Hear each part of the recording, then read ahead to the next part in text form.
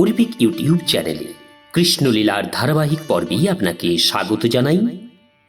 আজকের পর্ব সামন্তক মণির কাহিনী পর্ব 2। চ্যানেলে যারা নতুন তাদের অনুরোধ জানাবো চ্যানেলটি সাবস্ক্রাইব করে কৃষ্ণলীলার ধারাবাহিক পর্বগুলি শ্রবণ করুন। আসুন আজকের পর্ব শুরু করি সামন্তক মণির কাহিনী। জাম্ববান নিজ প্রভুকে চিনতে অসমর্থ হয়ে প্রথমেই তাকে দ্বন্দ্বযুদ্ধে আহ্বান করেন। তারপর দুই প্রতিদ্বন্দ্বী শকুনির মতো শ্রীকৃষ্ণ এবং জাম্ববানের মধ্যে ঘোরতর যুদ্ধ হয়। আহার্য শবদেহ পাওয়া গেলে শকুনিরা সানন্দে পরস্পর লড়াই করে। শ্রীকৃষ্ণ এবং জাম্ববান প্রথমে অস্ত্র নিয়ে, তারপর পাথর নিয়ে, বড় বড় গাছ তুলে নিয়ে এবং খালি হাতেও যুদ্ধ করছিলেন। অবশেষে পরস্পরকে বজ্রাঘাতের মতো ঘুষি দিয়ে আঘাত করছিলেন। প্রত্যেকেই সেই যুদ্ধে বিজয়ী হওয়ার আশা করলেও বহুদিন ধরে দিন রাত অবিরাম যুদ্ধ চলল। এইভাবে 28 দিন ধরে সেই যুদ্ধ হল। সেই সময় জাম্ববান সবচেয়ে শক্তিমান জীব সত্তা বলে স্বীকৃত হলেও শ্রীকৃষ্ণের অবিশ্রান্ত ঘুষির ফলে তার অঙ্গ প্রত্যঙ্গ সব শিথিল হয়ে পড়ল এবং কার্যত সে শক্তিহীন হয়ে পড়ল। ঘর্মাক্ত কলেবরে অত্যন্ত অবসন্ন অনুভব করে জাম্ববান বিস্ময়ে আবিষ্ট হয়ে ভাবল যে আমাকে অবসন্ন করে তুলেছেন এই প্রতিপক্ষ ব্যক্তিটি কে, কি তার পরিচয়।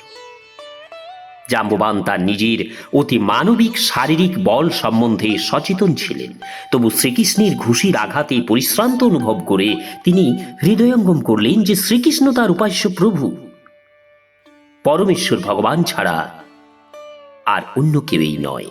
ভক্তদের কাছে এই ঘটনাটির এক বিশেষ তাৎপর্য রয়েছে। সূচনায় জাম্ববান শ্রীকৃষ্ণকে উপলব্ধি করতে পারেননি, কারণ তার দৃষ্টি বিষয়াসক্তিতে আচ্ছন্ন ছিল। নিজ পুত্র এবং অত্যন্ত মূল্যবান সামন্তক মণিটির প্রতি তিনি আসক্ত ছিলেন। তাই তিনি শ্রীকৃষ্ণের কাছে মণিটি হস্তান্তর করতে চাননি। বস্তুত শ্রীকৃষ্ণ যখন সেখানে উপস্থিত হন, তিনি মণিটি অধিকার করতে এসেছেন ভেবে জাম্ববান ক্রুদ্ধ হয়ে ওঠেন। এই হচ্ছে ভব সংসারের জীবের অবস্থা। অমিত দৈহিক বল পর্যন্ত কৃষ্ণ উপলব্ধিতে তার সহায়ক হয় না। ক্রীড়ার ছলে শ্রীকৃষ্ণ তার ভক্তের সঙ্গে কৃত্রিম যুদ্ধ করতে চান। আমরা শ্রীমদ্ভাগবত পাঠ করে জানতে পারি যে পরমেশ্বর ভগবানের মধ্যে মানুষের সহজাত সকল প্রবৃত্তিগুলি রয়েছে।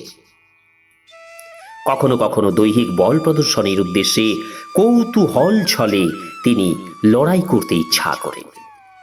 সেই রকম অভিলাষ হলে আনন্দ দানের উদ্দেশ্যে তিনি একজন উপযুক্ত ভক্তকে নির্বাচন করেন। শ্রীকৃষ্ণ জাম্ববানের সঙ্গে নকুল যুদ্ধের আনন্দ উপভোগ করতে চেয়েছিলেন।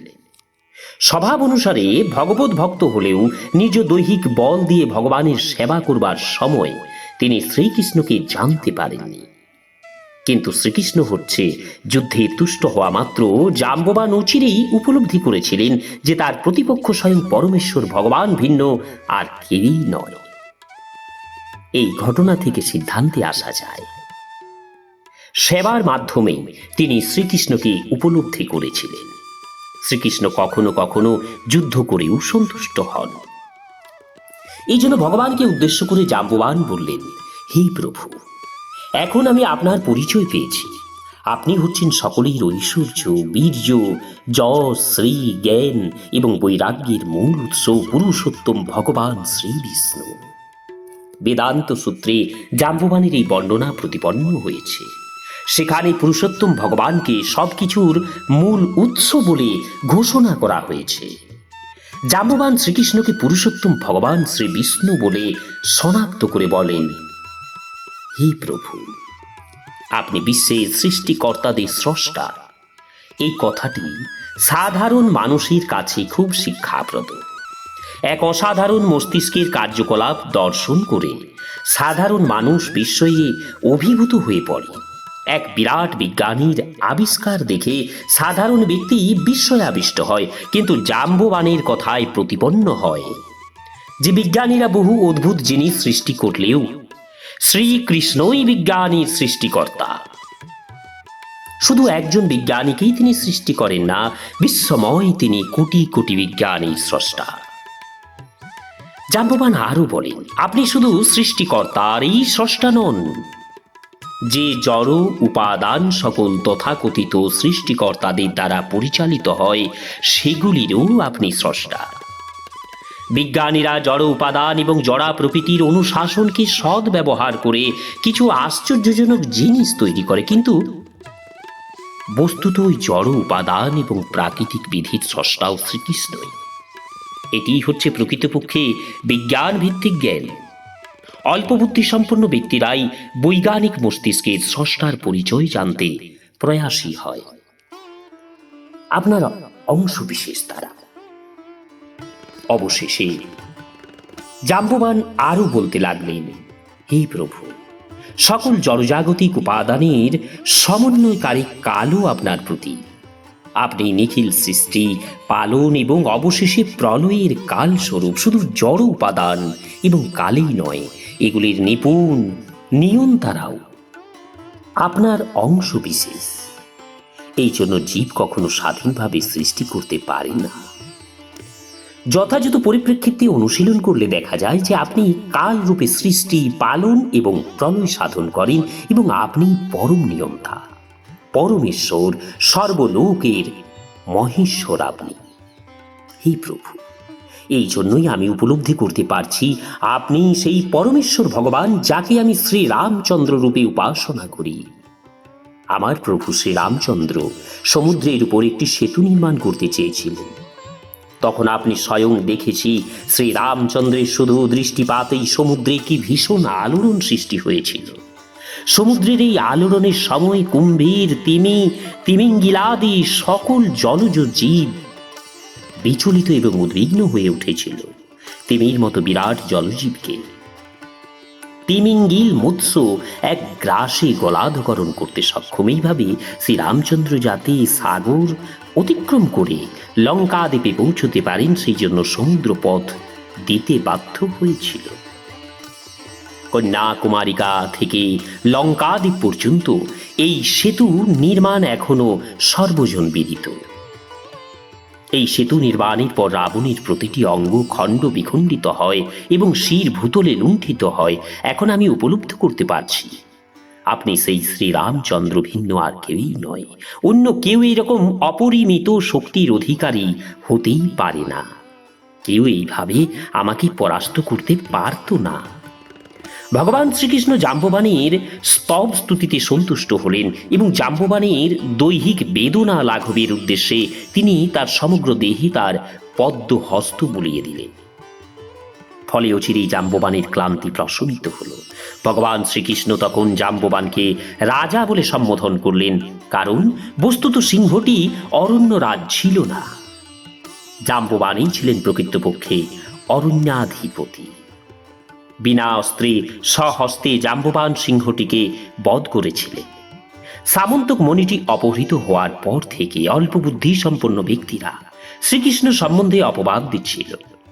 তাই শ্রীকৃষ্ণ জাম্ববানকে জানালেন যে এই মণিটি তার প্রয়োজন।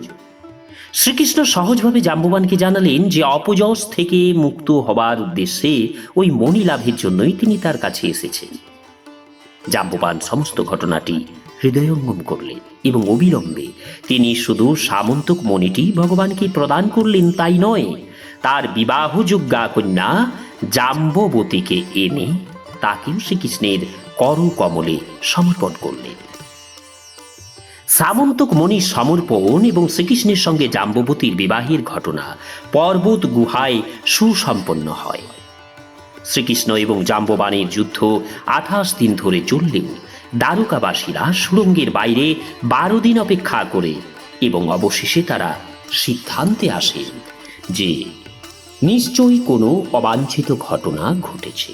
প্রকৃত ঘটনা নিশ্চিতভাবে উপলব্ধি করতে অক্ষম হয়ে অত্যন্ত দুঃখিত এবং ক্লান্ত দ্বারকাবাসীরা দ্বারকাপুরীতে প্রত্যাবর্তন করে। শ্রীকৃষ্ণবিহীন পুরবাসীরা স্বগৃহে ফিরে এলে প্রধানা মহিষী রুক্মিণী, পিতা বসুদেব, মাতা দেবকী আদি পরিবারের সকলে এবং রাজপ্রাসাদবাসীরা ও অন্যান্য স্বজন এবং বন্ধুরা সকলেই অত্যন্ত দুঃখিত হয়েছিলেন। শ্রীকৃষ্ণের প্রতি তাদের স্বাভাবিক অনুরাগবশত তারা সত্রাজিতের নিন্দা করতে লাগলেন, কারণ সত্রাজিতেই ছিল শ্রীকৃষ্ণের এই অন্তর্ধানের কারণ। শ্রীকৃষ্ণের প্রত্যাগমন প্রার্থনা করে তারা চন্দ্রভাগা দেবীর পূজা করতে গেলেন। দ্বারকাবাসীদের প্রার্থনায় দেবী সন্তুষ্ট হলেন এবং অচিরেই তিনি তাদের বর দিতে চাইলেন। আর ঠিক সেই সময়েই নববধূ জাম্ববতী সহ শ্রীকৃষ্ণ সেখানে এসে উপস্থিত হলেন। হারিয়ে যাওয়া একান্ত প্রিয়জনকে ফিরে পেলে যেমন আনন্দ অনুভূতি হয়, ঠিক সেই রকম আনন্দেই তারা অনুভব করল। সমস্ত দ্বারকাবাসী এই সিদ্ধান্তে এসেছিল যে যুদ্ধের ফলে শ্রীকৃষ্ণ অত্যন্ত বিপন্ন হয়ে পড়েছে এবং শ্রীকৃষ্ণের প্রত্যাগমন সম্পর্কে তারা প্রায় হতাশ হয়ে পড়েছিল। কিন্তু যখন নববধূ জাম্ববতী সহ শ্রীকৃষ্ণকে তারা বাস্তবিক ফিরে আসতে দেখল, তখন অচিরেই তারা আরেকটি উৎসব উদযাপন করল। তারপর মহারাজ উগ্রসেন সকল বিশিষ্ট রাজা এবং প্রধানদের এক সভায় আহ্বান করলেন। সত্রাজিৎকেও নিমন্ত্রণ করা হলো এবং সভাস্থ সকলের সামনে শ্রীকৃষ্ণ জাম্ববানের কাছ থেকে সামন্তক মণি পুনরুদ্ধারের কাহিনী বিশদভাবে বর্ণনা করলেন। শ্রীকৃষ্ণ এই মূল্যবান মণিটি সত্রাজিতের কাছে প্রত্যাবর্তন করতে চেয়েছিলেন, কিন্তু সত্রাজিৎ অত্যন্ত লজ্জিত হন, কারণ তিনি শ্রীকৃষ্ণকে অনর্থক অপবাদ দিয়েছিলেন। তিনি নিজ হাতে মণিটি গ্রহণ করলেন, কিন্তু নতমস্তকে তিনি নির্বাক হয়ে রইলেন এবং তারপর সভাকক্ষে রাজা এবং প্রধানদের সমাবেশে কাউকে কিছুই না বলে মণিটি নিয়ে তিনি নিজ গৃহে প্রত্যাবর্তন করলেন। তারপর তিনি শ্রীকৃষ্ণকে অপবাদ দেওয়ার জঘন্য কর্মের ফল থেকে মুক্ত হওয়ার উপায়ের কথা ভাবতে লাগলেন। শ্রীকৃষ্ণের চরণে তিনি ভয়ঙ্কর অপরাধ করেছেন উপলব্ধি করে শ্রীকৃষ্ণ জাতি তার উপর আবার সন্তুষ্ট হন, তার উপায় সন্ধানে তিনি সচেতন হলেন। একটি জড়জাগতিক বস্তু, বিশেষত সামন্তক মণিটিতে আকৃষ্ট হওয়ার ফলে নির্বুদ্ধিতাজাত উদ্বেগ থেকে মুক্ত হওয়ার জন্য মহারাজ সত্রাজিৎ অত্যন্ত আগ্রহী হয়ে ওঠেন। শ্রীকৃষ্ণের বিরুদ্ধে এই অপরাধ করে তিনি যথার্থই উৎপীড়িত বোধ করেছিলেন এবং আন্তরিকভাবে তার ত্রুটি সংশোধন করতে চেয়েছিলেন। অন্তর্যামী শ্রীকৃষ্ণ তাকে সদ্বুদ্ধি প্রদান করলেন। তিনি তার কন্যা এবং মণি উভয়ই পরমেশ্বর ভগবানকে সম্প্রদান করলেন।